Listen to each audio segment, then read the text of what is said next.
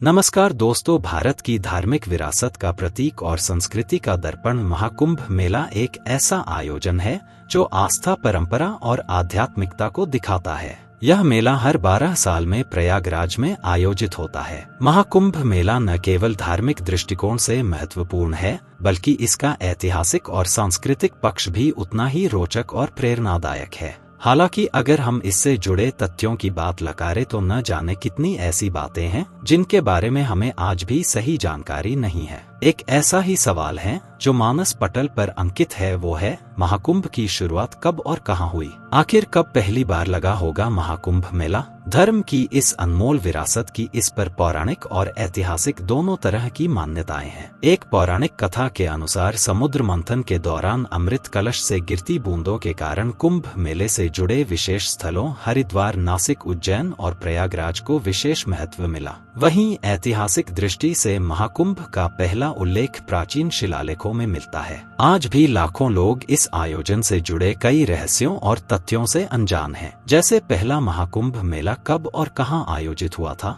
यह आयोजन किन ज्योतिषीय घटनाओं से जुड़ा है। नागा साधु और शाही स्नान की परंपरा कैसे शुरू हुई। साल 2025 का महाकुंभ मेला 13 जनवरी 2025 सोमवार से आरंभ हो रहा है और यह मेला 26 फरवरी 2025 तक चलेगा। यह महाकुंभ मेला प्रयागराज में आयोजित किया जाएगा, जो हिंदू धर्म के महत्वपूर्ण और पवित्र मेलों में से एक है। महाकुंभ का आयोजन हर 12 साल में होता है और यह मेला विशेष रूप से संगम तट पर आयोजित किया जाता है, जहां गंगा, यमुना और अदृश्य नदी सरस्वती आकर मिलती है। इस अवसर पर लाखों श्रद्धालु यहां आते हैं और पवित्र शाही स्नान करके अपने पापों का नाश करते हैं। महाकुंभ के दौरान शाही स्नान की तिथियां विशेष महत्व रखती हैं। इस दौरान 14 जनवरी 2025 को मकर संक्रांति के दिन शाही स्नान होगा। इसके बाद 29 जनवरी यानी मौनी अमावस्या को, 3 फरवरी बसंत पंचमी को, 12 फरवरी माघ पूर्णिमा को और 26 फरवरी महाशिवरात्रि को भी शाही स्नान आयोजित होंगे। इन तिथियों पर संगम में स्नान करने से विशेष पुण्य की प्राप्ति होती है। कब और कहां लगा था सबसे पहले महाकुंभ मेला।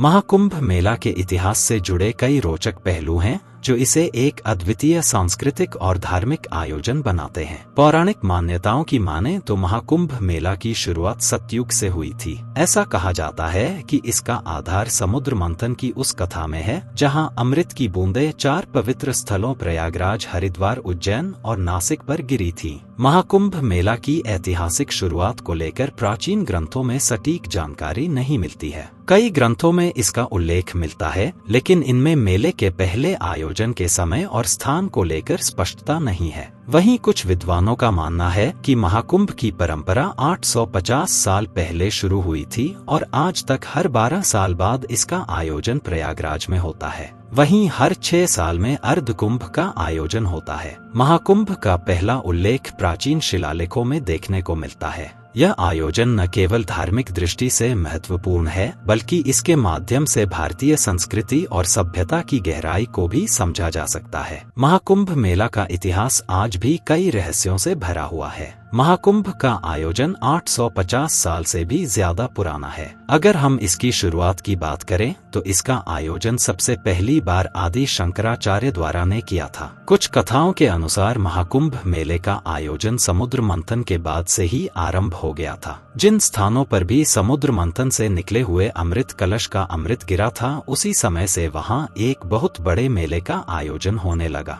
ऐसी मान्यता है कि उस स्थान की नदियों के जल में भी अमृत है और उसमें स्नान करने वाले अमृत का पान कर लेते हैं और उन्हें मोक्ष मिलता है। समुद्र मंथन के बाद ही गुरु शंकराचार्य और उनके शिष्यों द्वारा सन्यासी अखाड़ों के लिए संगम तट पर शाही स्नान की व्यवस्था की गई थी और तभी से अखाड़ों की नींव भी रखी गई। महाकुंभ की शुरुआत समुद्र मंथन से निकले अमृत कलश के साथ हुई, लेकिन इससे जुड़ी एक और कथा प्रचलित है। इस कथा के अनुसार जब देवराज इंद्र के पुत्र जयंत कौए के रूप में अमृत कलश लेकर जा रहे थे तो उनकी जीभ पर भी अमृत की कुछ बूंदें लग गई थी। इसी वजह से आज भी कौए की उम्र अन्य पक्षियों की तुलना में लंबी होती है। जब जयंत अमृत कलश लेकर भाग रहे थे तो कुछ बूंदें प्रयागराज, उज्जैन, हरिद्वार और नासिक में गिरी, जिसकी वजह से यह स्थान पवित्र स्थल बन गए और यहाँ महाकुंभ का आयोजन होने लगा। वहीं उसी समय इस अमृत की कुछ बूंदें दूर्वा घास पर भी पड़ीं और उसी समय से इसे भी पवित्र माना जाने लगा और पूजा पाठ में इसका इस्तेमाल होने लगा।